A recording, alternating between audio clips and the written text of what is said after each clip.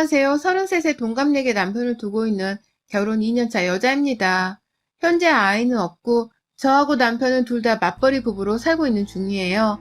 바로 사연을 시작하기에 앞서 제가 결혼을 했던 2년 전에 그때가 아직도 생생히 생각이 납니다.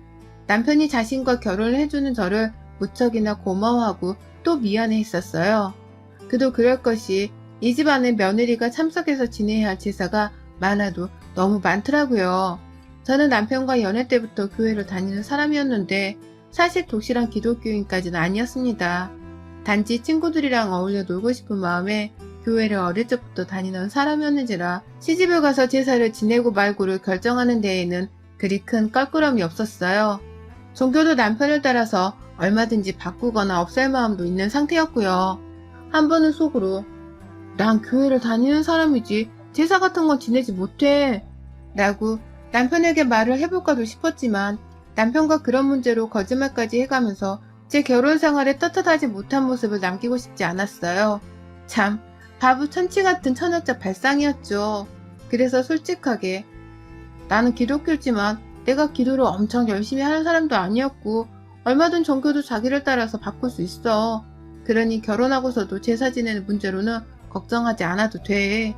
라며 말을 했어요. 그쯤 남편은 늘 제게 우리 집에 제사가 많아. 제사가 한둘이 아니고 정말 많아서 엄마가 늘 힘들어하셨어.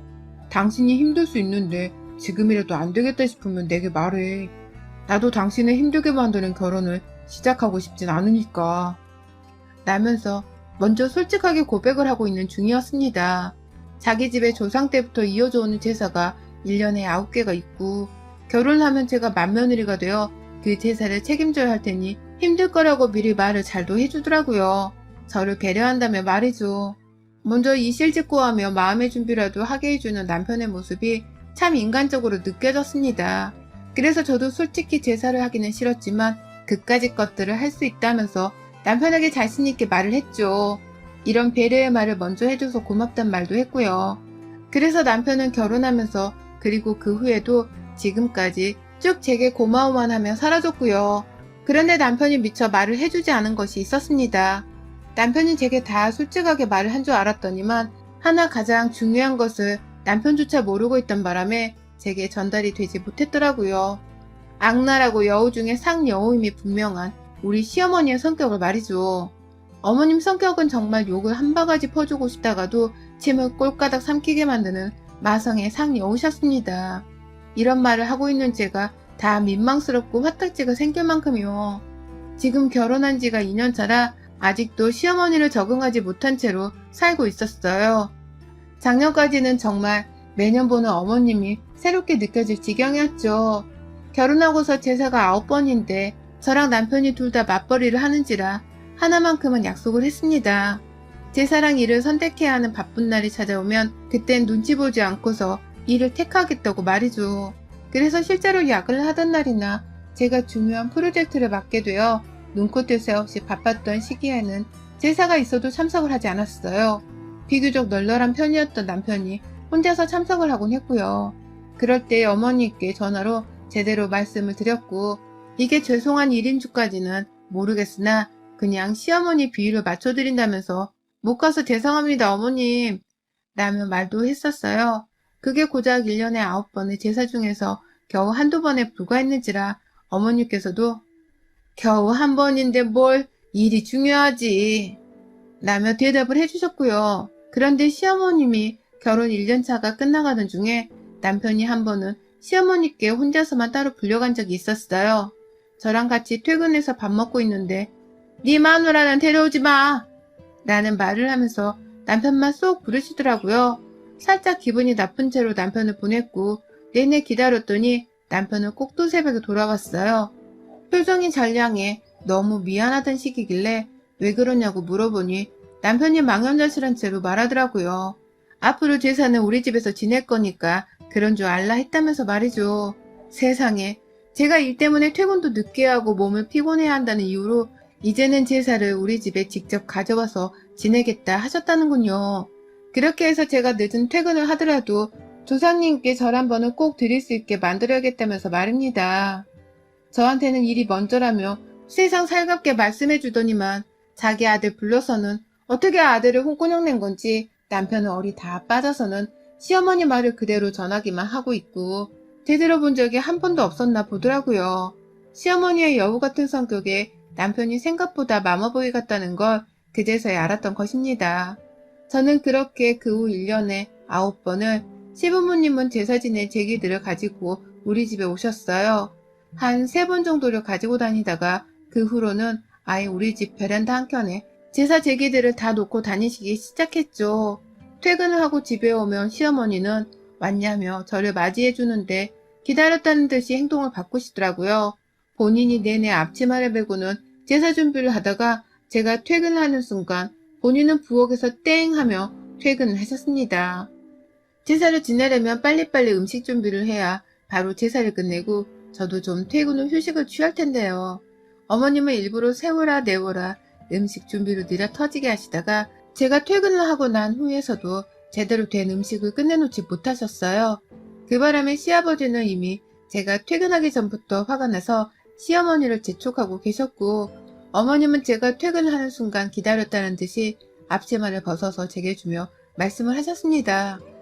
이제 우리 며느리 차례네 라고 말이죠. 그러면 저는 옆에서 빨리 음식을 만들려고 인상을 잔뜩 찡그리고는 시어머니를 노려보고 계시던 시아버지 눈치를 보면서 그 앞치마를 후다닥 받아들였고 퇴근 후 한 번은 제대로 앉아서 쉬지도 못한 채 요리 준비를 빨리 끝마치곤 제사를 지냈어요. 제사 하나 지내는 것도 절만 한다고 해서 끝나는 게 아니거든요. 그거 다 상위에 올려놓고 시아버지랑 남편이 먼저 절하고 말씀 나누면 그 뒤에 저랑 어머님도 따라 절을 올리고 제사 끝나면 또 상위에 음식을 치우고 냉장고 정리를 하고 설거지를 한다고 일이 아주 산더미였어요. 그걸 어머님은 저에게 먼저 맡기려는 듯 아주 대충 도와주면서 설렁설렁 일하셨고요. 마치 며느리가 들어왔으니 이제는 제사를 혼자 안 지내도 된다는 식으로 그 많은 일들을 일하다 온 저한테 떠넘기려 하는데 저 혼자서 얼마나 가슴이 꽉 막혔는지 모릅니다. 그나마 다행이었던 것은 시아버지 성격이 워낙 빠릿빠릿한 걸 좋아하시는 바람에 일을 빨리 끝내고 집에 가기를 원하셔서 남편이랑 시어머니가 어떻게든 일거리 하나라도 더 도와주려고 하셨던 것이에요.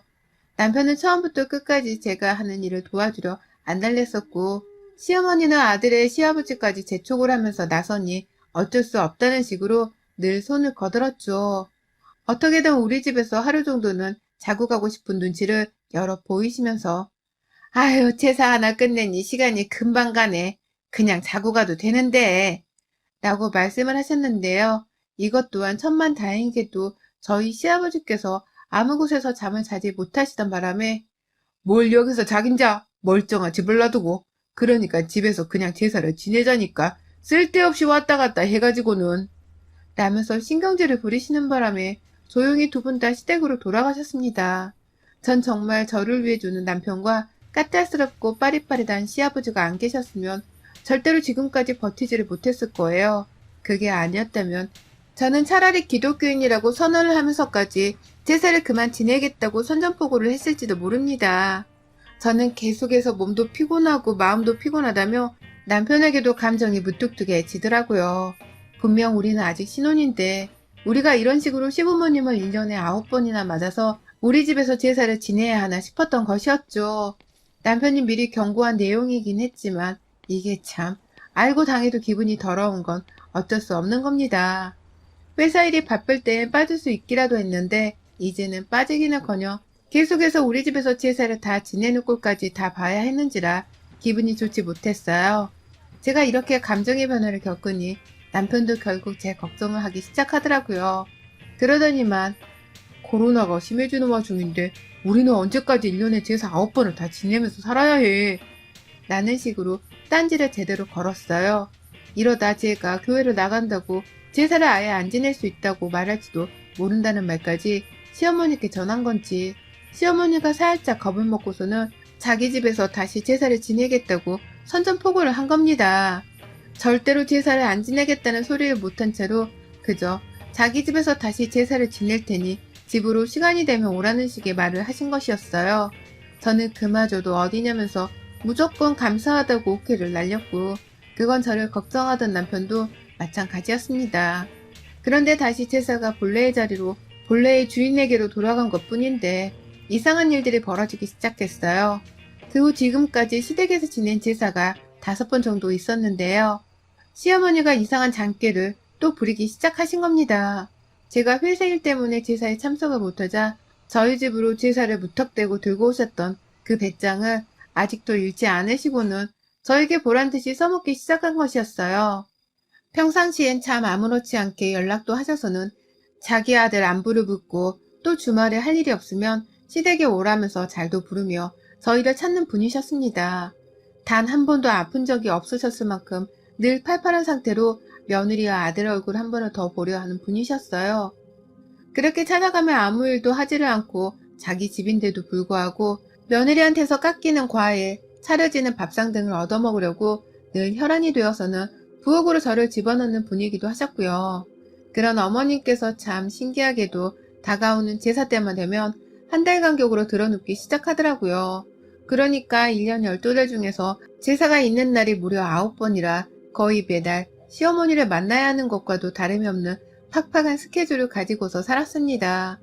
그런 어머님이 평상시에는 그렇게 아들이 보고 싶다면서 옆에 끼고 지내려 하시고 신나게 불러서는 술도 벌컥벌컥 마시면서 아들이랑 잘도 떠들고 노시는 분께서 제사가 다가오기만 시작하면 퍽 하고 드러누우시는 겁니다. 처음엔 그날이 주말이었는데요. 단순 빈혈이 느껴진다면서 아무것도 못하겠다고 손을 놓고서는 방 안에서 드러누워 계시는 바람에 제가 나서서 그날 하루의 제사 일을 모조리 다 준비를 했고요. 자기 아들이 제 손을 거둔다고 자꾸만 부엌을 왔다 갔다 하는 광경을 실눈 뜨고 목격하신 건지 그제서야 나와서 한다는 말이 아들아, 너는 엄마 좀 봐주라. 와서 엄마 머리도 좀 만져주고 라면서 지 아들을 데려가 쉬게 하려고 꼼수를 부리더라고요. 전 솔직히 그때까지만 하더라도 어머님이 진짜 아프신 줄을 모른 채로 저 혼자 열심히 제사 준비를 했었는데요.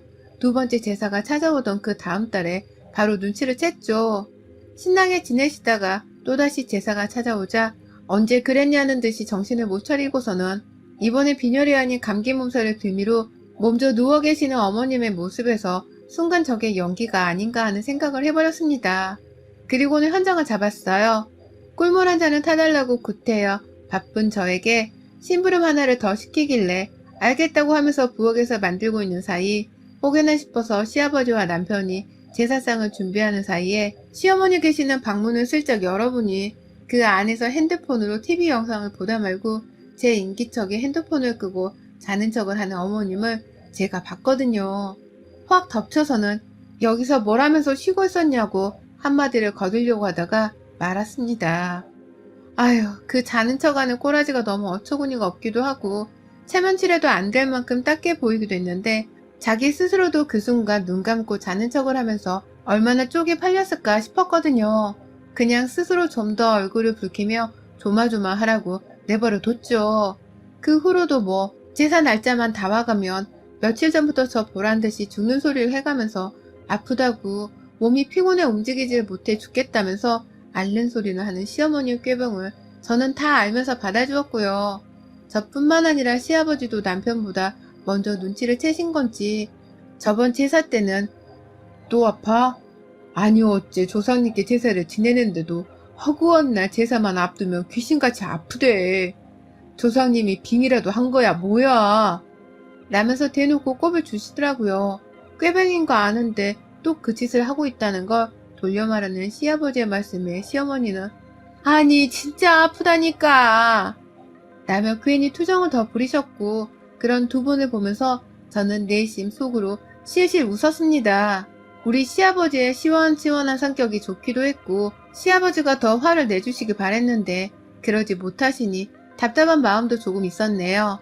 그러다 바로 저번 주 저희가 또 하나의 제사를 맞이했습니다. 이번에도 시어머니가 얼마나 꾀병을 피우실까 싶어서 은근히 기대가 되더라고요. 그런데 저조차도 너무 정신이 없이 회사에서 일을 하다가 그날 딱 하루 여유가 생겼던 거라서 솔직히 인내심이 바닥인 상황이었습니다. 나는 일까지 하느라 힘들어 죽겠는데 시어머니가 또 내 앞에서 보란듯이 아프다고 꾀병을 부리면 내가 단단히 화가 날지도 모른다는 생각을 하면서 시댁을 찾았어요. 솔직히 가기 싫어 죽겠었지만 옆에서 제게 미안해 어쩔 줄 모르는 남편이 다 불쌍하다며 그냥 갔습니다. 일단 갔어요. 그런데 아유, 꼴보기 싫은 우리 시어머니는 아니나 다를까 방 안에서 들어가서는 나오지도 않고선 또 기어가는 목소리를 내며 아프다고 드러누워 계시더라고요.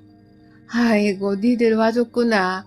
며느라 들어가면 내가 재료는 다 준비해놨으니 너가 손짓만 하면 된다.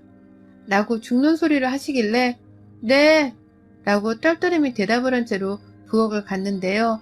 가보니 재료가 정말 다 준비만 되어 있고 하나도 제대로 다듬거나 씻어놓지도 않은 채로 딱 장바구니 안에 들어가 있더라고요. 순간 저도 모르게 쓴 한숨이 팍 새어나왔죠.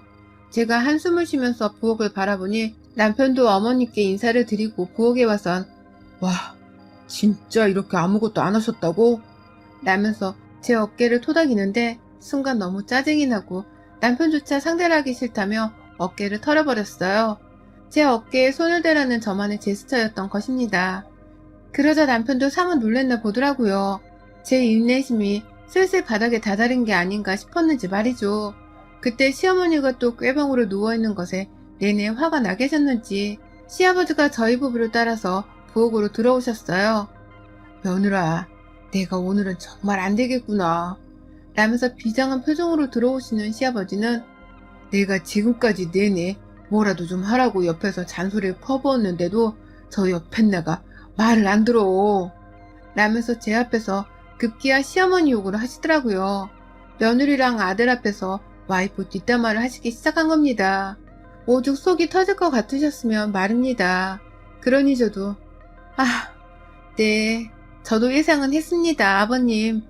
라면서 열을 올렸고 남편은 내내 저를 제대로 터치하지도 못한 채 달래준다고 내가 할게. 내가 여기 거부터 씻을까?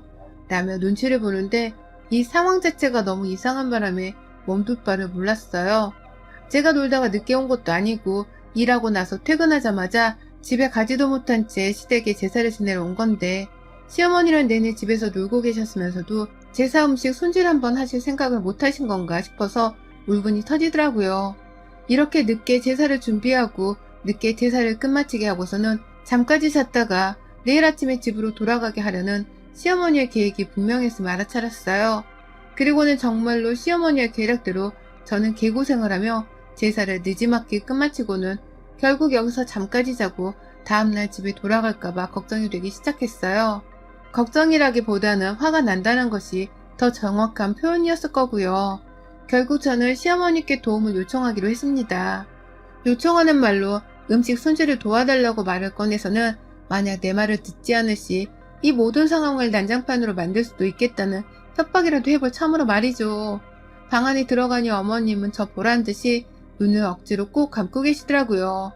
안 그래도 많은 주름이 억지로 눈을 감으려 한 바람에 자글자글해 보였습니다.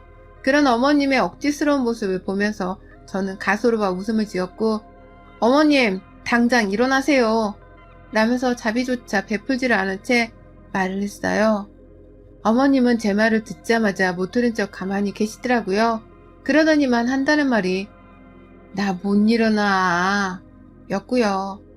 쳇바퀴를 도는 듯 자꾸만 반복되어 일어나는 어머님의 꾀병과 연기력에 감탄을 하는 도중 저도 이제는 봐주지 않겠다면서 재차 말씀을 드렸습니다. 일어나세요. 저 그냥 확 집에 가버리기 전에 일어나서 조금이라도 도와주세요. 라고 말이죠. 저 오늘 어머님 계속 누워있으면 이제 여기 안 와요. 오늘이 마지막 제사고 어머님이 나이 들어 손발 제대로 못 쓰실 때까지 절대로 대신 제사를 지내드리지 않을 거니 마음대로 하세요.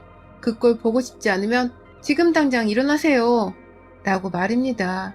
웃음기 하나 섞지 않은 채 당장이라도 이 집구석을 떠날 준비가 되었다며 말씀을 드렸고 뒤에서 시아주버님으로부터 시작해서 남편까지 모두 다 얼른 일어나 얼른 라면서 저를 붙잡겠다는 듯이 시어머니를 재촉했습니다.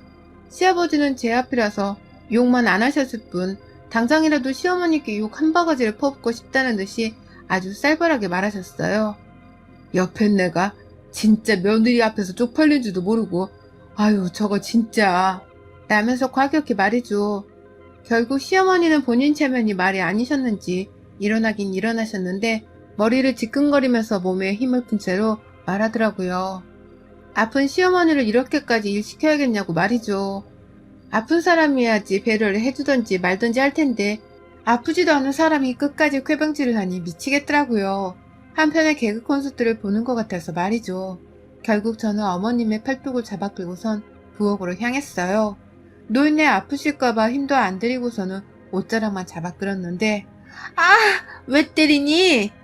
라면서 엄살이란 엄살을 다 부리는 어머님의 말씀에 빡이 쳐서는 그냥 팔뚝을 잡아 끌어버렸습니다. 그 길로 부엌에서 온 가족들이 저를 따라 이동했고 남편 혼자 안절부절을 못하는 사이 시아버지와 제가 거의 합동적으로 시어머니를 공략했어요. 손질은 해냈어야 할 거 아니에요. 이러고 제사를 언제 치르고 언제 끝내냐고요. 내가 그러니 미리미리 해놓으라고 했잖아. 어제 재료 사놓고 하루 종일 퍼즐로 놀아놓고서는 지금까지 손질 하나 안 했다는 게 말이 돼? 내가 며느리한테 이꼴 당할 줄 알았다. 라면서 아주 사방팔방에서 자기를 비난하는 말이 오가자 급기야 시어머니는 머리가 지끈거리다면서 부엌 바닥에 스르륵 주저앉으셨어요. 마치 드라마 속의 빌런의 여주인공이 암에 걸려 남주인공 앞에 쓰러지는 그 안타까운 상황처럼 말이죠. 그런데요, 더 웃긴 게 뭔 줄 아세요? 그 와중에 아무도 시어머니를 이리까 세우지를 않더라고요. 시아버지는 빨리빨리 제사를 치르고 싶은데 마누라 때문에 속 터져 죽겠다면서 아우 그냥 마음대로 해. 야 이 옆은내야 마음대로 해. 라면서 제사를 지내지 말라고 삐져서는 방 안으로 들어가 버리셨어요. 엄연히 따지고 보면 조상은 시아버지의 조상이라서 아버님께서 직접 재료를 손질해도 되셨을 텐데 그놈의 가부장적인 이 사회의 영향을 받은 건지 절대로 스스로 일을 하지 않으신 아버님의 책임도 있었습니다. 그 꼴을 평생 남편으로 보고 살았을 시어머니의 인생도 참 생각하면 불쌍하고 가엾긴 했습니다. 그런 생각이 순간 들기도 했어요. 하지만 그렇다고 해서 며느리인 제가 똑같이 그 힘든 삶을 이어받을 이유도 없었고 자신의 가엾은 인생을 저에게 떠넘기려는 시어머니를 눈감아 줄 수만도 없었어요. 결국 저는 그렇게 쓰러진 어머니께 아프시면 약을 드시라면서 억지로 약 하나를 시댁에서 찾아드렸어요. 아프면 약 드시라며 열도 안 나는 사람한테 집에 있던 개부린 약이 있길래 하나를 가져다 드리니 그걸 또 머리 아픈 척하면서 억지로 드시대요. 그리고 난 후 저는 집을 나섰어요. 아버님이 안 지내신다고 하니 저도 지낼 이유가 없어요. 이게 다 어머님이 아프셔서 벌어진 일이니까 나중에 아버님께 어머님 혼자 다 욕 쳐드세요. 오래 건강히 살려면 욕먹는 게 직방으로 좋아요. 라며 그냥 무작정 집을 나서버렸어요. 남편도 제사를 지낼 수 없게 되었다면서 저를 따라 나왔고 집안에서 시어머니는 그 후 어떻게 되었을지 저는 잘 모르겠고요. 그런데 그 후 정말 우리 시어머니는 혼자 개그 프로그램을 또 찍으셨습니다. 글쎄 시어머니가 그날 제 앞에서 꾀병인 척을 하겠다고 하루 종일 아무것도 드시지 않고서 일부러 쭉 누워서 쉬기만 하며 계셨나 보더라고요. 빈속에 제가 드린 개보리를 아픈 척하며 억지로 복용을 하시고는 밤새 몸살기에 복통을 호소하며 아주 아파 죽으려 하셨다고 하네요. 그게 뭐 공복에 먹으면 위장이 안 좋아서 순간적인 복통을 일으킬 수가 있나 보더라고요. 결국 시어머니는 제 앞에서 제사 한번 안 하고 며느리를 부려먹으려 아픈 용기를 하다가 밤새도록 진짜 찐 고통을 느끼는 아픔을 경험하게 되었고요. 밤새 죽다 살아나서는 시아버지한테서 욕을 바가지로 또 먹으셨던 건지 울먹이면서 남편한테 전화를 하셨어요. 자기가 왜 이 나이가 되도록 제사 때문에 네 아버지랑 싸워야 하냐며 인생을 따져묻는 하소연을 하셨고 남편은 그 소리를 한 귀로 듣고 한 귀로 흘리면서 그래도 며느리한테 그 고통을 똑같이 전가하는 건 아니야 엄마. 제사는 하나로 뭐라 하든지 말든지 둘 중 하나는 하자.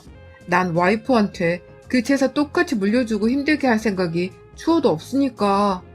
라는 간결한 말로 전화를 끊어버렸습니다. 어머님도 느끼신 게 많았던지 한참은 시아버지랑 제사 문제로 실랑이를 한다는 말을 남편을 통해 들었었고요. 저는 이대로 내 평생 시어머니와 이런 식의 갈등이 생길까 싶어서 다음 제사는 절대로 참석을 하지 않기로 했어요. 다음 제사뿐만 아니라 올 한 해 제사를 통으로 비우며 시어머니를 힘들게 해서 어머님이 어떻게든 스스로 시아버지와 맞서며 제사 횟수를 줄이실 수 있도록 하려고 합니다. 그래서 제가 미래의 제사고 뭐고 더 이상 결혼해서 시댁 문제로 힘든 일이 없길 바라고요. 여러분의 생각은 댓글로 남겨주세요. 오늘도 시청해주셔서 정말 감사합니다. 안녕하세요. 저는 91년생 여자입니다. 요즘 흔히 제 나이의 사람들을 MZ세대라고 부른다죠. 밀레니엄 세대와 Z세대를 통째로 아울러서는 말입니다. 일과 삶의 균형을 중요하게 여기고 또 타인의 취향이나 다양성 같은 것들을 비교적 더 오픈된 마음으로 인정을 한다고들 하는데 왠지 저는 그 중에 하나에도 해당이 되지 않는 이방인인 것만 같네요. 삶보다는 돈 벌어오란 말에 일에 훨씬 더 많은 시간을 투자해왔고 나의 취향과 다양성보다는 남편의 것들을 더 고려하고 존중하면서 답답하게 살아왔습니다. 정말 되돌아봐도 저라는 사람이 없었던 것처럼 답답하게 말이죠. 남편과는 동갑내기였고 고등학교 때부터 알고 지내온 친구였습니다. 학원을 다니면서 친해지게 되었고 각자 다른 대학으로 진학을 해서는 잘 만나보진 못했으나 그 시절 싸이월드를 통해서 간간히 안부 인사를 주고받기도 했으며 나중에 페이스북이 생기고 나서는 그래도 서로의 사진을 더 자주 보며 살긴 했었어요. 만나지는 못한 채 안부만 묻다가 남편이 대학 졸업을 겨우 앞두고서 무슨 이유에서인지 늦게 군대를 가버렸고 그 후 저는 저대로 취업을 준비하고 1년간 어학연수를 다녀오면서 남편과는 연락이 끊어졌죠. 그러다 다시 만나게 된 건 다름 아닌 제 인스타그램을 먼저 발견하고서 연락을 해준 남편 덕분이었습니다. 친구 추가 목록에 제 아이디가 연동이 되어 떴었나 보더라고요. 만나보고 싶다고 하는 남편의 말에 저도 애친구를 만나는 듯 설레었고 오랜만에 보니 참 남자다워진 남편의 모습에 속으로 살짝 반했었답니다. 술 몇 잔에 손도 잡았었고 연인이 되고서는 매일같이 하루도 거르지를 않고서 데이트를 했어요. 저는 지금도 그렇고 당시도 그렇고 이름만 대면 알만한 직장을 위주로 이직을 해가면서 스펙을 쌓아가는 중이었어요. 야근이 많다면 많기도 했고 무엇보다 일의 양이 정말 많아서 퇴근 후의 시간이라는 것이 제대로 없었는데요. 그럼에도 불구하고 꼭 1시간 정도라도 남편을 만나서 얼굴을 보다 집에 들어가곤 했습니다. 연애에 미치면 다들 그 정도는 하는 거잖아요. 그러니 저도 만약 연애가 즐겁다는 생각을 한 채로 긍정적으로 남편을 만나왔어요. 저희 남편은 조그마한 회사를 다니고 있습니다. 상수 쪽에 작은 소기업들이 몰려있다고 하던데 거기로 출퇴근을 하고 있더라고요. 회사 얘기가 나오면 약간 저로부터 기죽어하는 듯한 모습이 보이길래 저는 깊게 물어본 적이 없었지만 대충 출판 비슷한 회사를 다니는 것 같았습니다. 직급은 어느 정도인지 잘 몰랐고 그냥 딱 봐도 제가 더 돈을 많이 벌고 있다는 것을 눈치로 알 정도였어요. 데이트를 할 때에도 비용의 반 이상은 제가 내고 살았으니까요. 그런 남편에게 한 번 정도 경제력에 대해서 제대로 마음을 터놓고 얘기를 나눠봤어야 하는 건데 저는 그냥 남편이 좋다는 이유만으로 2년 전에 결혼을 했습니다. 왠지 고등학교 때부터 알고 지내다가 성인이 되어 만나서는 다시 사랑에 빠졌다는 우리의 이야기가 꼭 러브스토리에 나오는 주인공들 같아 보였었죠. 그래서 제대로 된 조건 하나 따져볼 이성적인 판단을 하지 못한 채 부모님의 아주 작은 반대에도 불구하고 결혼을 했어요. 신혼집은 다행히 시부모님께서 대기업 다니는 며느리가 들어온다며 두 팔 벌려 환영하시면서 집 한 채를 구매해 주셔서 남편 직장 근처에 있는 동네의 한 빌라 안으로 들어왔고요. 저는 대신에 제가 해갈 수 있는 살림살이나 가구들을 모조리 다 준비해 갔습니다. 결혼식에서도 둘 모두를 다 알고 있는 고등학교 친구들이 참석을 해줬고 정말 온 동네방네 저희가 결혼을 했다는 소문이 분명 다 났을 만큼 동네 친구들은 다 알고 있었어요. 진심으로 기뻐하며 하나같이 축하도 해줬고요. 딱 한 사람만 빼고 말이죠. 저 고등학교 때 그리 친하지도 않았던 여자친구 하나가 있었는데 남편이랑은 꾸준히 연락을 해오고 지냈었던 건지 저희 결혼에 참석을 했더라고요. 그래서 저도 신부 대기실에서 정말 오랜만에 인사를 나눴었고요. 그런데 그 친구가 제게 주제넘는 소리를 하더라고요. 좋은 날에 이런 말해서 미안한데 난 네가 정말 괜찮은 사람한테 시집갈 줄 알았어. 그 소리 하러 왔어. 진짜 오해해서 듣지는 말고 그냥 언제든 아니다 싶으면 헤어져. 라고 말입니다. 그날 저는 그 친구를 소리를 질러가며 신부 대기실에서 쫓아냈어요.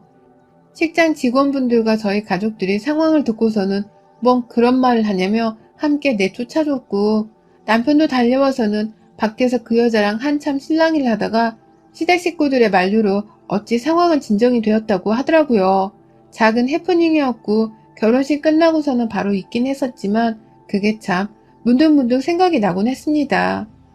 남편의 전 여자친구였나 싶은 마음에 물어보니 남편은 절대로 이성적인 관계는 아니었다면서 선을 그었고, 그래서 전 단지 학창시절에 저를 좀 질투했던 여자애가 아니었을까 싶었습니다. 학원 다닐 때에도 남편은 학원 내에서 인기가 좀 많은 편이었거든요. 저는 공부를 더 열심히 하는 편이었고요. 괜히 우리 둘 사이가 질투나서 저런 건가 싶어서 안 좋은 일이라며 금방 잊으려 했죠. 즐겁게 젊은 부부 마냥 살았습니다. 여전히 신혼이라면 신혼이었고 집도 있겠다. 둘 다 직장도 다니고 있겠다. 나름 신나게 돈도 모으면서 살뜰히 잘 살고 있었어요. 시부모님께서도 저를 잘 챙겨주셨고 딱히 시집살이 같은 건 시킬 분도 아니셨고요. 저희 친정부모님도 처음엔 남편의 눈빛이 마음에 안 든다며 살짝 싫어하더니만 이제는 하나밖에 없는 딸아이의 사위라는 이유만으로 제 남동생보다도 더 우선적으로 챙겨주면서 지냈습니다. 양가 부모님의 사랑과 관심을 듬뿍 받으면서 지냈고 저희 부부도 그런 어른들에게 좋은 것으로 보답을 해드려야겠다 싶은 마음에 아이 준비를 결혼 초부터 시작했어요. 그러다가 제가 작년 8월에 임신을 하게 되었고요. 하지만 저의 임신이 불행의 시작이 되었습니다. 그 불행은 아주 서서히 소리 소문 없이 제게로 찾아오고 있었죠. 아이를 가지게 되면서 남편과는 성관계를 조심하려고 했습니다. 제가 살짝 조상기가 보인다면서 주의를 좀 하라고 의사가 말을 해주신 바람에 잔뜩 쫄아 있었거든요. 이런 일은 부부가 함께 조심하면서 서로를 챙겨주면서 한다고 말씀하셨고, 그래서 저 또한 남편이랑 굳게 다짐하면서 뱃속 아기를 잘 지켜내고자 했어요. 일도 조심스럽게 하고 집에서 웬만하면 오래 들어서서 살림을 하려고 하지도 않았습니다. 아이한테 조상기가 있다고 하니 이 정도의 노력은 당연히 엄마로서 해야 한다고 생각했고, 그건 옆에서 지켜볼 남편도 존중해줘야 한다고 생각했어요. 하지만 어느 순간부터 남편은 제가 조금이라도 침대 위에 누우려 하거나 설거지를 끝내자마자 소파에 앉으면 아, 또 앉아? 또 누워? 라면서 제게 꼭 한마디를 거들기 시작했어요. 잘 눕고 잘 쉬라는 의사 말을 듣는 환자는 다름없는 임산부한테 말입니다. 그래서 제가 그럼 네가 설거지 좀 하지 그랬어? 라면서 기분 나쁘지 않게 귀여운 말투로 대답을 하면 남편은 나 일하고 온 거 안 보여? 넌 일하고 돈이라도 더 받잖아. 난 너보다 더 바쁘게 일하는데도 돈을 더 못 받는데 집에 와서 설거지까지 하라고? 라면서 학을 떼더라고요. 임신하기 전에는 살짝 집안일을 하는 것에 귀찮아하고 자신이 왜 제 일을 도와야 하는지 모르겠다는 소리를 하긴 했었습니다. 그래도 결혼 초였고 남편의 말이 귀여워서 잘 타이르며 함께 살림을 하려고 했는데요. 임신을 하고 나니 남편은 굉장히 말 한마디에도 공격적으로 변해갔죠. 조상기 있는 임산부의 살림을 아무것도 도와주지 않는 것은 물론이고 저한테 어느 날부터 나가서 돈 많이 벌어와라. 얘 나오려면 당신이 돈을 많이 버는 것만이 방법이니까. 라고 하면서 저를 마치 돈 벌어오는 기계마냥 인사를 하더라고요. 난감하고 섭섭하더라고요. 내가 자기 애를 가진 건데 꼭 나를 남의 애를 가진 사람 마냥 차갑고 무뚝뚝이 대하는 남편이 슬슬 미워지기도 했고요. 남편의 눈치에 집안 분위기는 점점 쌀벌해져 갔습니다. 부쩍 설거지를 하기 싫다는 신경질을 부리는 곳에서 갑자기 소리를 지르면서 제 간이 떨어지게 할 만큼의 목소리를 내며 화를 낸 적도 많아졌고, 집에 돌아와서는 일이 힘들어 죽겠다면서 자기 상사욕을 한 바가지 하더니만 괜히 앞에서 얼쩡거리는 제가 꼴보기 싫다면서 방에 쳐 들어가라고 라는 말을 하더라고요. 그날 저는 남편의 앞에서 방에 들어가기는커녕 무슨 말을 그렇게 하냐고 대성통곡을 하고서는 덩달아 화를 냈고 남편은 결국 집을 나가버렸어요. 집 나가고 싶은 건 저였는데 어처구니 없게도 남편이 네 목소리 진짜 지긋지긋해 라는 말과 함께 그냥 나가버리더니 외박을 하더라고요. 결혼하고 처음이었고 외박하고서도 처음인 남편의 외박이었습니다. 왜 우리 사이가 아이를 가지고 나서부터 급속도로 악화되어 가고 있는 건지 문제점을 찾고 싶기도 했고, 남편에게 제발 저를 존중해달라고 애원도 여러 차례 해봤어요. 뱃속아기가 니피를 가진 애인데 왜 나를 이렇게 힘들게 하냐면서 대성통곡을 한 번에 그치지 않고 여러 번에 걸쳐 했었습니다. 임산부 정서가 정상적일 리가 없는 환경이었죠. 그러다 임신 6개월 차에 저는 유산을 해버렸습니다. 남편이 계속 소구석에서 그랬던 게 아니라 바로 남편을 숨겨둔 한 여자 때문이었어요. 세상이 무너져 내리는 기분이었어요. 요즘 모르는 번호로 부재중에 계속 걸려오고 있었지만 보이스피싱도 너무 많고 또 전화 올 곳이 없기도 해서 일부러 안 받았거든요. 그러다 하루는 남편의 핸드폰으로 제가 아닌 다른 여자의 이름이 적힌 채 자기야 사랑해 라고 문자가 날라온 겁니다. 놀라 회사에 있을 남편한테 전화를 했는데 남편은 전화를 받지 않았고, 남편 회사로 전화를 걸어봤더니 글쎄 내 남편이 그날 월차를 냈다고 하더라고요. 저한테 말도 없이 자기 혼자서 회사 월차를 내고서는 아침에 출근하는 척 집을 나섰던 것이었습니다. 손발이 부들부들 떨려서 일을 제대로 하지도 못한 채 남편에게 계속 연락을 했어요. 점심때도 저녁 퇴근 시간이 되어서도 정말 수시로 말이죠. 그러다 남편이 저 퇴근한 걸 아는 건지 전화를 받더니만 대뜸 아 진짜 짜증나게 왜 자꾸 전화야 라며 화를 내더라고요. 그러니 저도 열이 받아서는 나한테 말도 없이 월차를 내고선 지금 어디에 있냐며 막 따져 물으니 옆에 웬 여자가 빡쳤냐고 물어보는 소리와 함께 전화가 뚝 끊겨버렸습니다. 심장이 벌렁벌렁 뛰기 시작했고, 설마 나한테 문자를 보낸 수지라는 여자와 같이라도 있는 건지, 그 여자한테 말하라는 걸 나한테 잘못 문자를 보내서 연락을 못한 건가 싶기도 하고, 하루 종일 그 여자랑 보란듯이 나를 엿먹이며 둘이서 뒹굴었나 싶기도 해서 정말 미칠 노릇이었어요. 뱃속아기를 생각해서 진정을 해야 했는데 이러한 상황에서 이성을 찾고 진정할 수 있는 사람이 얼마나 되나 싶었습니다. 그리고 그날 남편은 보란듯이 외박을 하고서는 새벽 2시가 넘어 들어왔고, 다음날 출근하는 길에 어떻게 된 거냐며 아침 일찍 일어나 아침까지 차려놓고선 물어봤어요. 평소 아침은 죽어도 먹고 출근을 해야 한다 해서 결혼 후 내내 남편 아침은 차려줬거든요. 그런데 남편이 제게 이혼 소리를 내밀더라고요. 이혼을 해달라면서 말이죠. 자신은 언제까지 뱃속아기를 생각하면서 성관계도 못 가지고 또 마음이 가지도 않는 아이의 아빠로 살고 싶지가 않다는 말을 하며 다짜고짜 제 임신 6개월 만에 이혼 통보를 해왔습니다. 외박을 한 후 바로 그날 아침에 벌어진 일이었어요. 당연히 저는 여자가 있었던 거냐면서 남편을 물고 늘어졌고, 어제 수지라는 그 여자 목소리였냐며 캐물었더니 남편은 오히려 제가 상관할 바가 아니라면서 저를 일방적으로 무시했습니다.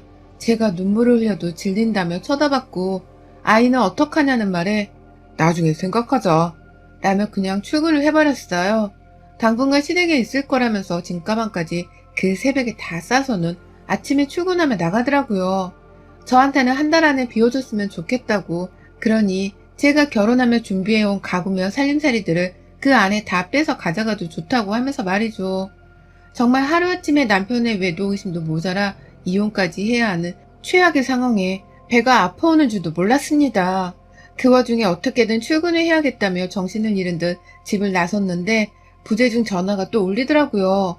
본능적으로 남편의 상간녀가 아닐까 하는 생각이 들었어요. 그리고는 전화를 받았죠. 수지씨? 라고 하니 뜸을 들이다 저 아세요? 라고 묻더라고요.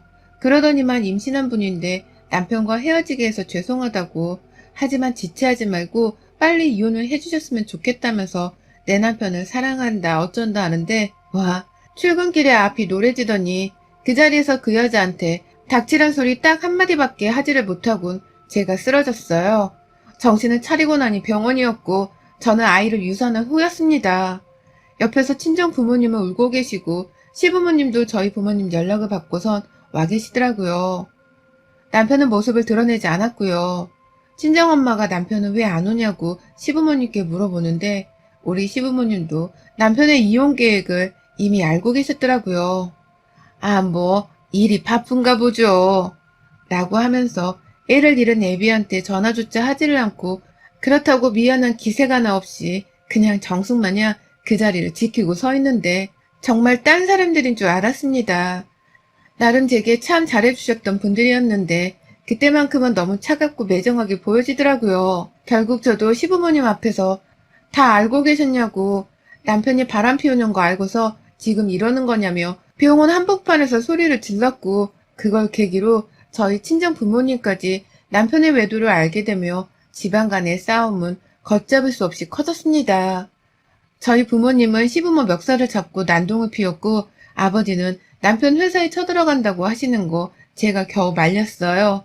더럽고 더 이상 꼴보기 싫다는 생각에 빨리 손을 떼버리고 싶었고, 다만 이혼은 그냥 못해준다면서 당연히 위자료 소송을 걸었었고, 내 아이를 잃게 만든 죄로 상간녀에게도 똑같이 정신적 그리고 신체적 피해보상 위자료 소송을 걸었어요. 그래봤자 돈 몇천만 원 받는 게 전부였지만 이렇게라도 제가 할 수 있는 것, 그래서 남편에게 조금이라도 힘들게 할 수 있는 것이 있다면 다 뺏어오고 싶었습니다. 그게 돈이든 뭐든 말이죠. 하지만 그게 전부였네요. 바로 지난주 남편의 지인으로부터 남편이 재혼을 한다는 소식을 전해 들었거든요. 저는 유산 후 슬픔을 채 이겨내지도 못한 채 어떻게든 잊어보겠다며 열심히 일만 하고 가슴 졸이며 상처를 떠안고 살았는데요. 남편은 제가 지 불륜 때문에 뱃속에 지 새끼를 잃었음에도 불구하고 상간녀랑 아주 깨를 볶다가 결혼까지 한다고 하니 눈알이 돌아가더라고요. 저는 살림하고 아침까지 내내 챙겨줘가며 돈만 벌어오는 임산부로 살다 얘를 잃었는데, 지는 내내 제 덕을 보며 편하게 살다가 이젠 하다하다 새 여자한테 장가까지 또 간다니. 그래놓고는 저를 공통적으로 알고 있는 제 지인들인 고등학교 동창들에게 또다시 청첩장을 보냈었나 보더라고요. 얘 잃은 지 반년 만에요. 속이 끓어오르는 게 그냥 결혼하게 놔두면 안 되겠더라고요. 제 아이를 생각해서라도 복수 정도는 남편에게서 받은 위자료로 해줘야겠다 싶었습니다. 어차피 그 돈은 더러워 쓰지도 않고 내버려두고 있었거든요. 저 결혼하던 날 왜 친하지도 않던 동창 하나가 저한테 와서는 남편이랑의 결혼이 아니다 싶음 언제든 헤어지라고 한 건지도 이제야 이해가 슬슬 갔어요. 그 여자애는 아마도 남편의 옛 연인이었겠고 저처럼 일방적으로 뒤통수를 맞은 채 이별을 당했었던 것일지도 모르겠다 싶더라고요. 그런데 왜 그렇게까지 남의 결혼식장에 와서 제게 그런 말을 했나 싶은 마음에 정말 수소문을 해서는 그 친구에게 연락을 했습니다. 만나서 물어보니 참 반전이었어요. 글쎄 제 남편이 그 친구랑은 약혼까지 갔다가 헤어졌다고 하더라고요. 제가 아닌 다른 여자랑 바람이 나서요. 그런데 그마저도 그 다른 여자랑 헤어지게 되면서 다시 이 친구에게 만나달라고 애원을 했고, 이 친구가 거부를 하자 다른 타겟을 찾다 제게 연락을 한 거더라고요. 그냥 옆에 새로운 여자가 주기적으로 없으면 매번 돌아버리는 남자라면서 말입니다.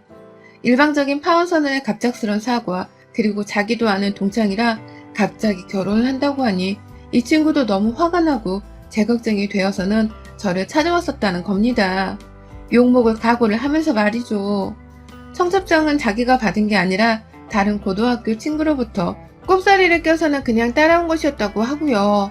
그 얘기를 듣고 나니 저는 더욱 화가 북받쳤어요. 그 길로 뱃속에 태아 사진들을 뽑고 인터넷에서 상복을 구매해서는 입었고 급기야 애기 인형 하나를 사다가 거기다가도 상복을 입혔습니다. 이러고 남편의 결혼식 날을 기다리다가 나가는 제가 걱정이 된다면서 친정 부모님은 저를 따라오려 하셨지만 이 일은 제 문제였어요. 그러니 저 혼자 해결하겠다고 했죠. 제 친한 친구들은 의리를 지키며 남편의 결혼식에 참석을 하지 않겠다고 했고, 저 또한 SNS를 통해서 아이를 잃게 만든 남편이 상간녀랑 급기야 결혼을 한다며 여기저기 글을 게재했습니다. 그걸 보고 결혼식장에 가지 않겠다고 말해주는 덜 친한 친구들도 있었어요. 하지만 그걸로는 부족했습니다. 상간녀의 지인이 올 텐데 그년이 뭐하다 남편이랑 결혼하게 되었는지 정도는 알려줘야겠었거든요. 그리고 전 식이 다 시작되던 그 결혼식장 안을 코로나 때문에 사람이 얼마 모이지도 않아 있던 그 작은 결혼식장 안에 상복 입은 아이 인형 하나를 입고서는 쳐들어갔어요. 저까지 상복을 입고서는 말입니다. 내 죽은 아이 살려내. 바람을 피우고 아내 뱃속 아기를 잃게 만들더니 하다하다 니들이 결혼을 한다는 게 말이 돼? 이 천벌받을 것들아. 니들 뱃속에 찾아올 애가 기형으로 태어나던 살다 부모보다 먼저 죽어 떠나던 그건 다 니들이 나한테 뿌린 죗값일 거야. 이 죽일 놈들아. 라고 하면서 식장 안에 태아 사진을 뿌리고 남편이 내 남편이었다는 사진도 뿌리고 아이가 죽었다는 소리를 하면서 살인자 놈이라는 소리를 얼마나 내질렀는지 몰라요. 당연히 저는 식장 경비와 하객 일부에 의해서 쫓겨났지만 아무도 제가 상복을 입은 채로 아이 인형을 안고 있어서 그런지 함부로 터치를 하지 못했어요. 눈에는 슬픔이 가득이고 입에서는 내 죽은 아이 살려내 이 천벌받을 년놈들아 라는 말이 반복해서 나오자 사람들도 하나둘 제가 딱하다며 식장 밖을 따라 나와서는 저를 달래주더라고요. 그 중에 마지못해 친구라며 결혼식에 참석을 했다가 시위하는 저를 보고는 도저히 결혼식장에서 축복을 해줄 수 없다며 저를 따라 나와서는 제 옆에서 전 남편을 죽어라 욕해주는 고등학교 친구 두 놈도 있었습니다. 참 고마웠죠. 알아주니 든든하기도 했고요. 그 친구 녀석들이 남편 욕을 하자 주변 하객들도 저를 잠시 달래고 진정시키려 나왔다가 점점 남편의 뒷담화에 시선이 쏠렸고 급기야 일부는 그냥 가자며 식장을 나서더라고요. 제가 보니 그 중에는 제 결혼식 때 미처 오지를 못했던 남편의 아주 먼 가족뿐만 아니라 지인들도 있는 듯 했습니다. 밖에서 들리는 말들에 신부 측 지인들도 눈살이 찌푸려진 건지 일부는 그냥 자리를 박차고 나가버렸고요. 저는 한 번 더 경고를 하겠다며 식장 밖에서 크게 외쳤습니다. 얼마든지 나를 명예훼손으로 고소해도 좋아. 네 년놈들이 바람피고서 나한테 지불한 위자료로 벌금은 얼마든지 낼 경제력이 있으니까. 단 임신한 나를 유산시키고도 니들 결혼 생활이 행복할 거란 희망은 버리는 게 좋을 거야. 니들이 불행하지 않으면 니들 부모든 자식이 불행하다 말려 죽을 테니 두고 보라고. 라면서 보란 듯이 그 자리에서 펑펑 울었습니다. 친구들의 부축을 받고서는 아기 인형을 더욱 꼭 껴안고서는 자리를 벗어났어요. 뒤에서는 상간녀가 어쩔 거냐며 남편한테 간수 똑바로 못했단 소리를 들으며 소리를 지르고 있고 하객들은 가야 하나 말아야 하나 어리둥절하며 수군덕거리고 있고 저는 식장에서 빠져나오면서 결국 또 한 번 실신을 했습니다. 다행히 친구들의 빠른 조치로 응급실에서 제대로 치료받고 빠르게 회복했고요. 제 꼴이 너무 불쌍했던지 결혼식장에서 고등학교 친구들을 포함한 일부 하객들이 쓰레기 부부 결혼식장이라며 입소문을 내고 욕을 퍼부어준 바람에 남편은 순식간에 제 고등학교 친구들 사이에서 아주 몹쓸 쓰레기가 되어버렸어요. 저한테 문자로 안부를 묻는 친구들이 아주 지느쳤고 저는 일일이 그 친구들에게 답장을 해주며 남편의 저주와 그리고 저의 안녕을 스스로 기도했습니다. 아이가 엄마를 떠난 후 하늘에서 저를 돕고 있다는 생각이 드네요. 언젠간 한 공간에서 다시 만날지도 모르는 우리 아이를 생각해서라도 저는 이제라도 정신을 차리고 남편 보란 듯이 더 멋지고 잘나가고 좋은 여자가 되어 살 겁니다. 그 년놈들 보란 듯이요. 여러분의 생각은 댓글로 남겨주세요. 오늘도 시청해주셔서 정말 감사합니다. 안녕하세요. 저는 30대 후반의 결혼 3년차 여자입니다. 너무 놀라 한동안 진정을 못하다가 며칠이 지나고 나서야 마음을 진정시키고 이제서야 저를 둘러보며 사인을 보내봐요. 저희 남편은 저보다 2살 아래의 연하이고 둘 다 구청에서 알선하는 취업 강의를 듣다가 한 강의실 안에서 만나 사랑을 싹 틔웠습니다. 누가 먼저라 할 것은 딱히 없었고 당시 둘 다 취업을 못하고 있던 때여서 스트레스가 상당했는데 서로의 존재가 참 큰 위안이 되었어요. 둘 다 백수여서 서로의 모습을 보며 자기 처지를 위로했다는 게 아니라 그냥 나 같은 사람이 하나 더 있으니 함께 좀 더 힘을 내자는 긍정적인 방향으로 위안이 된 것이었습니다. 연애만 저희는 3년 정도를 했고요. 그 연애를 하는 기간 동안 남편도 저도 무사히 다 직장을 얻었고 돈도 열심히 모으면서 살뜰하게 데이트를 했습니다. 아무래도 대학을 졸업한 같은 동기들보다는 서로가 많이 늦었다고 생각을 했었던 이유 때문인지는 모르겠지만 돈 모으는데 진짜 열심히 신경을 쓰고 살았네요. 결혼을 할 생각이 분명했었기 때문에 우리가 집도 사고 애도 낳고 하려는 모든 경우의 수들을 다 고려하며 취한 자세였죠. 그렇게 서로를 바라보며 결혼을 했고 아직까지 아이가 생기질 않아 마음을 졸이면서 나름 아슬아슬한 연애를 하듯 살고 있었습니다. 둘 다 아이를 너무 갖고 싶은데 제 나이가 먹어가고 있었는지라 내심 불안한 마음이 적잖아 있었거든요. 그런 마음은 서로가 달래주겠다고 간간히 밖에서 데이트도 하고 외식도 하면서 연애 때의 기분을 내보려고 남편도 많이 신경을 써줬어요. 그런 남편의 마음을 잘 알기에 저도 임신에 대한 걱정은 잠시 뒤로 젖혀놓고 현재에 더 충실히 살아보고자 노력을 많이 했고요. 하지만 시어머니들은 이렇게 열심히 잘 살아보려 하는 며느리들을 봐도 언제나 미운털이 박혀선 싫게 보이는가 보더라고요.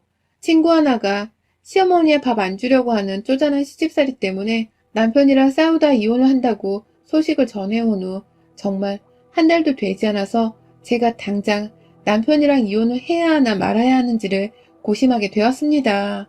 시어머니라는 무서운 존재 하나만으로 말입니다. 평소 시어머니께서는 제가 남편이랑 연애를 3년 하는 동안에도 저랑 통화 한 번을 하려고 그렇게 난리를 피우셨어요.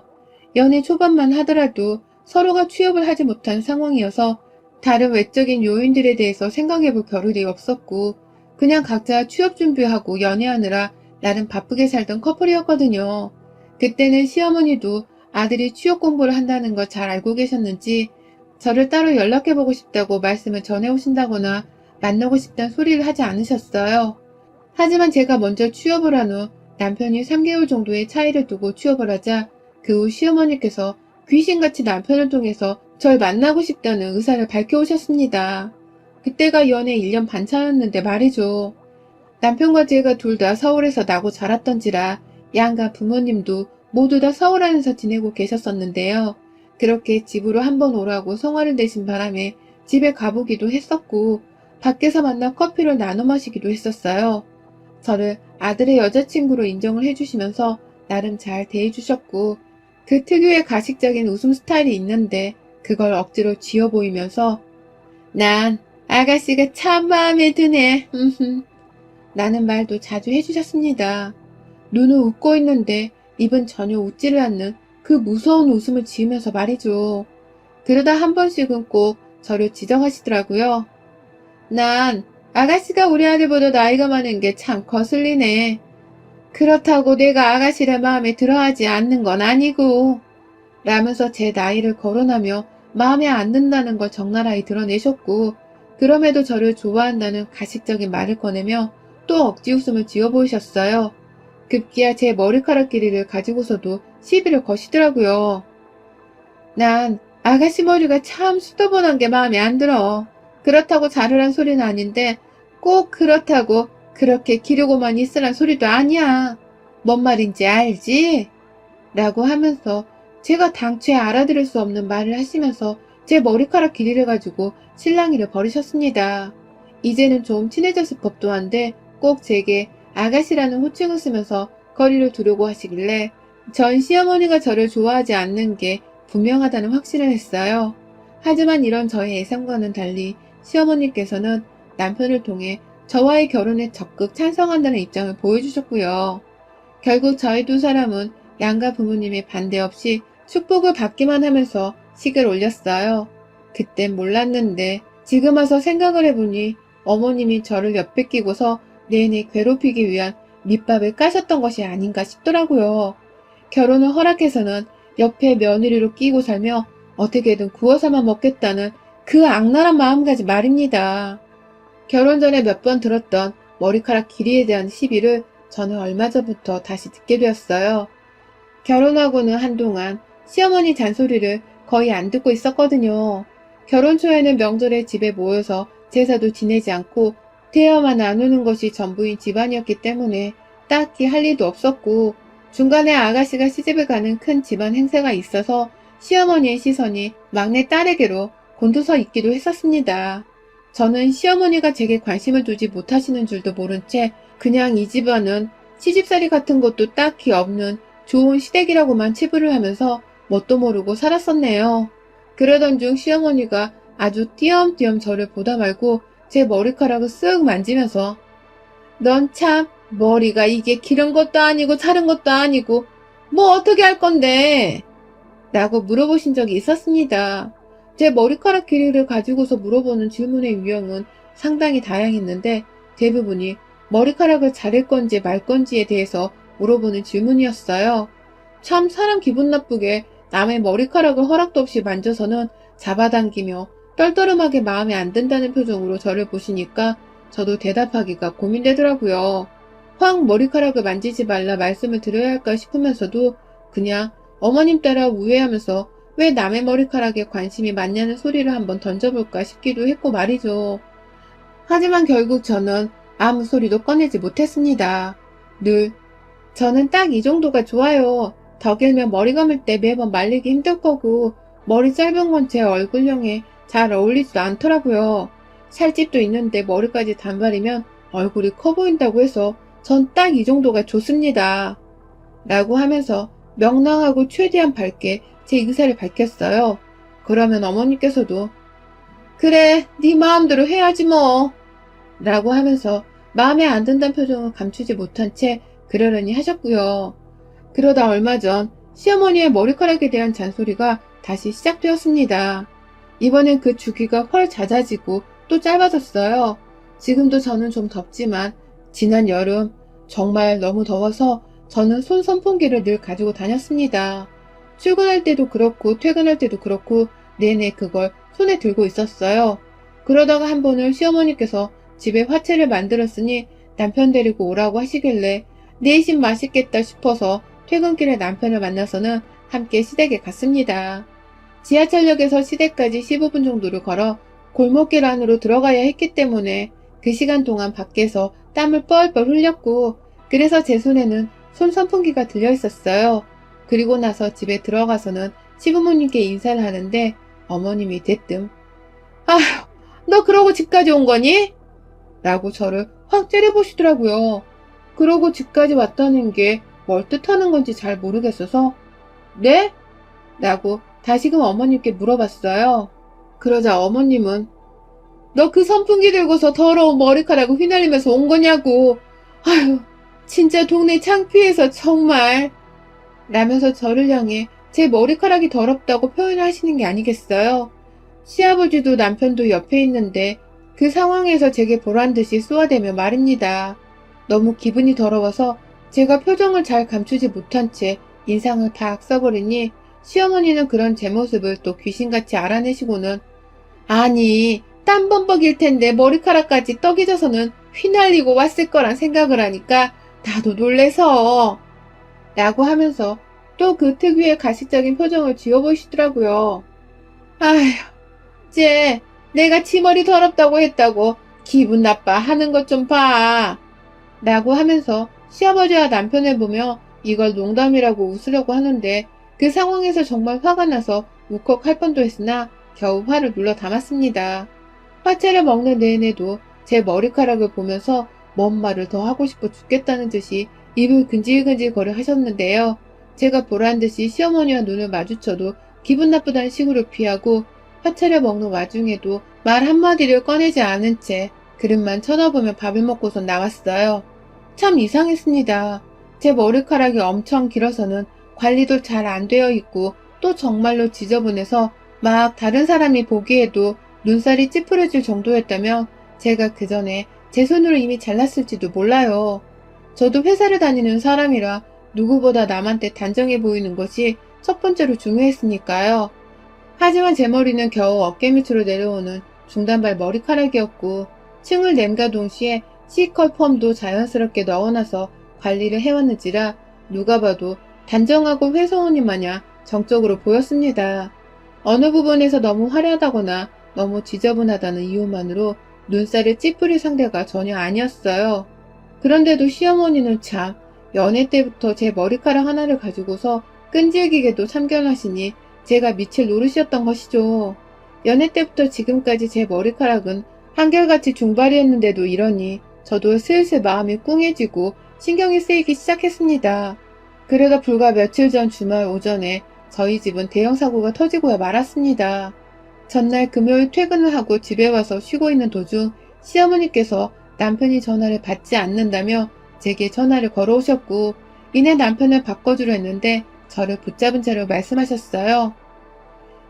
요즘 네 얼굴 못 본 지도 너무 오래돼서 보고 싶네. 우리 며느리 잘 있니? 라고 말이죠. 아, 이런 달콤한 말에 넘어가면 안 되는 건데 저라는 사람은 먼저 말을 따뜻하게 해주면 쌓여있는 화도 눈 녹듯이 쉽게 녹아버리는 타입이었는지라 순간 마음이 흔들리더라고요. 내일 둘이서 같이 집에 와라. 우리 다 같이 고기나 구워 먹자. 라면서 주말 오후에 점심 초대를 해주시는 어머님의 말에 저는 알겠다고 해버렸습니다. 옆에서 남편도 수화기 너머로 목소리가 들린 건지 고기 먹는데? 라고 하면서 반응을 하길래 저도 그 상황에서 거절을 할 수만은 없었어요. 물론 이 또한 핑계이긴 하지만 말이죠. 그렇게 토요일에 늦지막히 늦잠을 자고 일어나서는 시댁으로 찾아갔는데요. 전날에 저를 향해 우리 며느리 어쩌고 하시던 어머님의 친절한 모습은 어디로 가고는 뾰루통하고 새침한 표정의 시어머니가 저를 맞이하시더라고요. 왔냐? 라고 단답으로 물으시고는 부엌으로 들어가셨고 더 집 안으로 들어가 보니 신우인에도 초대를 받아서는 집에 와 있었습니다. 이제 보니 시어머니는 신우네보다 가까운 곳에 살면서 더 늦게 시댁에 왔다면서 저를 향해 화가 나 계신 것이었어요. 하지만 저도 정확히 약속 시간을 받은 게 아니었고 점심을 먹자고 오후에 오라고 하셨음에도 불구하고 12시가 되기 전에 도착을 한 것이었기에 잘못한 것이 없다고 생각했어요. 오히려 제멋대로의 기분 파인 어머님 비위를 매번 맞춰드리기가 힘든데도 저러신다며 슬슬 저 또한 짜증이 올라오려고 하는 중이었죠. 그러다가 고기를 다 구워 먹고서 어머님이 갑자기 남편의 머리카락을 쓱 만지시는 겁니다. 전 순간 제 머리카락도 그런 식으로 불현듯 쓱 만지려 하실까봐 슬그머니 어머님 곁에서 자리를 피했는데 어머님의 반응은 예상 밖이었어요. 제가 아닌 남편을 향해서 너 머리 좀 잘라야겠다. 오랜만에 너 가던 미용실 한번 가볼래? 너 결혼 전에 매일 가던 미용실 말이야. 라고 하면서 머리를 잘라주고 싶은 사람을 제가 아닌 남편으로 지목을 했었습니다. 얼떨결에 남편도 계속 머리를 잘라야 한다고 생각을 해오고 있었던 건지 나 안 그래도 머리 잘라야 했어. 라면서 총각 시절에 자주 갔던 동네 미용실을 한번 가보자면서 나갈 채비를 하더라고요. 남편 딴에는 빨리 머리를 잘라내고서 저랑 같이 집으로 돌아가 남은 주말을 제대로 쉬어보려는 계획이었고 그러니 저도 후다닥 남편 머리카락 자르는 거 구경한 김에 시댁을 나서서는 곧장 집으로 돌아올 참이었습니다. 자연스레 남편과 함께 따라서는 일어나 집을 나서니 시어머니도 뒤에서 그래 간 김에 너도 자르고 라고 하시더라고요. 아니나 다를까 제 머리카락 가지고서 또 이러쿵 저러쿵을 할 참이셨던 겁니다. 하지만 나서는 길에 들려온 말씀이었기 때문에 못 들은 척 무시를 했어요. 그리고 남편을 따라서 동네 미용실까지 가는데 남편이 내내 그 미용실 칭찬을 하는 거예요. 머리를 정말 잘 잘라서 이 동네 사람들은 다 거기서 머리를 자르러 간다고 남녀 할 거 없이 무조건 그 미용실을 찾는다면서 말입니다. 웬만하면 시어머니 앞에서 머리를 자를 생각이 없었지만 잘한다고 하는 남편의 말에 제 귀도 팔랑귀가 되더라고요. 살짝 길이만 짧게 다듬어도 괜찮겠다 싶었던 나머지 남편이 머리를 자르고 나면 저도 조금은 잘라볼 생각이었습니다. 절대로 길이를 짧게 할 생각이 없었고 단지 머리카락 끝부분층을 더 단정하게 정리만 할 생각으로 말이죠. 하지만 이런 저의 계획은 모조리 물거품이 되어버리고 말았어요. 아휴 진짜 미용실에서 남편이랑 제가 나란히 앉아서 머리를 자르게 되었고 시어머니는 자연스레 뒷자리에 앉아 계셨습니다. 온 가족이 미용실로 출동하는 걸 지켜보며 시아버지도 분명 따라오겠다고 하셨는데 여전히 올 생각을 안 하셨죠. 멀뚱멀뚱 자리에 앉아있다가 원장님께서 남편 머리부터 후다닥 잘라주셨고 저는 옆에서 남편 머리 자르는 걸 사진도 찍고 대화도 나누면서 아주 편하게 제 차례를 기다리고 있었습니다. 그러다 제 차례가 되어서는 제가 아주 또박또박하게 미용사분께 말씀을 드렸어요. 머리카락 길이를 짧게 할 생각은 없고 단지 아침에 머리 관리를 할 때 시컬펌이 가지런히 보여지도록 층만 더 단정히 쳐달라고 말이죠. 그러자 미용사분도 아주 단번에 제 의도를 파악하시고는 알겠다고 하셨고요. 그렇게 미용사님이 제 머리를 쓱 쳐다보시는 동안 저는 그냥 솜씨가 좋으시던 미용사님께 모든 걸 맡기겠다는 마음으로 핸드폰을 들여다보고 있었습니다. 정말 아무 생각도 하지 못한 채 편안한 마음으로 말이죠. 머리를 자르려는 것도 아니고 그렇다고 염색이나 새펌을 하는 것도 아니었으니 가벼운 층 관리 정도는 미용사님이 눈을 감고도 할 수 있는 쉬운 일이라 생각을 했거든요. 그쯤 시어머니는 뒤에서 계속해서 저를 향해 한 소리를 내뱉다가 급기야 제 자리 옆까지 따라 나오셔서는 잔소리를 퍼부으셨어요. 그냥 머리 좀 자르면 될걸. 돈 아깝게 층만 낸다는 게 무슨 소리냐. 하여튼 요즘 젊은 애들은 말을 안 들어. 그냥 이왕 돈 내는 김에 시원하게 자르라니까.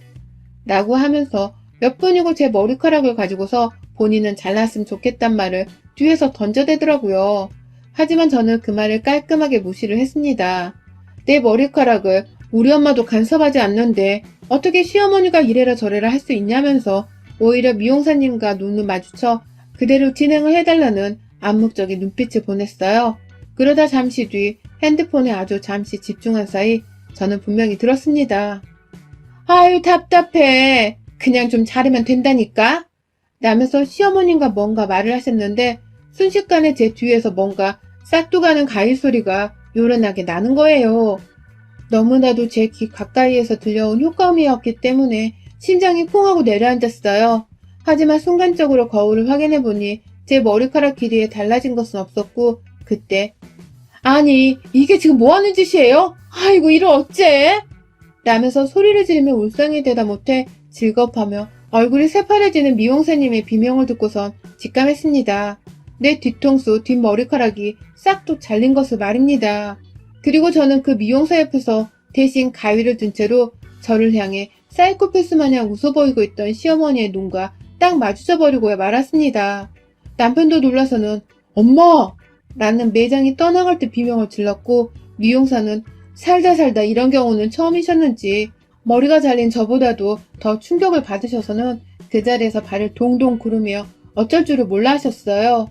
저는 그 모든 광경을 여전히 의자에 앉은 채로 지켜보면서 정지 상태가 되어 있었고 미용사님은 어떻게든 해결을 하겠다고 하시는 말씀에 그제서야 정신을 차리면서 저도 화가 나기 시작했어요.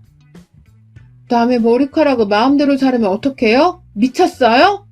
라면서 자리에서 일어나 시어머니도 잘라보시라면서 어머님을 억지로 미용실 의자에 앉히려고 하자 어머님은 아휴 얘 오버하는 것 좀 봐. 지금 네가 뒤통수를 거울로 제대로 못 봐서 그래. 얼마나 예쁘게 잘렸는데. 봐라 봐. 나중에 집에 가서 나한테 고맙다는 소리는 하지 마라. 라고 하면서 여전히 또라이 마냥 저를 보며 웃고 계시는 겁니다. 남의 고통을 제대로 인식조차 못하는 꼴이 완전 사이코패스나 다름이 없더라고요. 그도 아니면 그냥 정신질환을 가지고 있어서 애초에 배려를 바라면 안 되는 것이었을지도 모르고요.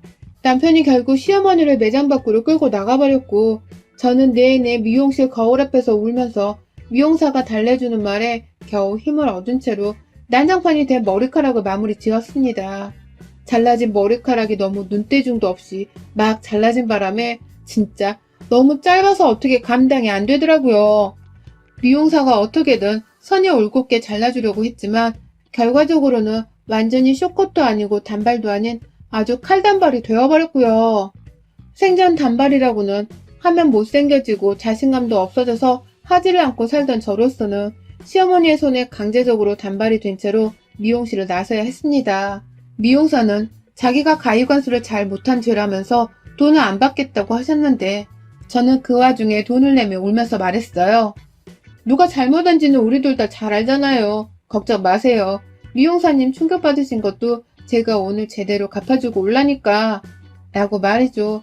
그 길로 매장을 나가니 남편은 시어머니를 데리고 먼저 시댁에 가 있을 테니 저보고는 집에 가 있으라며 문자를 보내왔더라고요.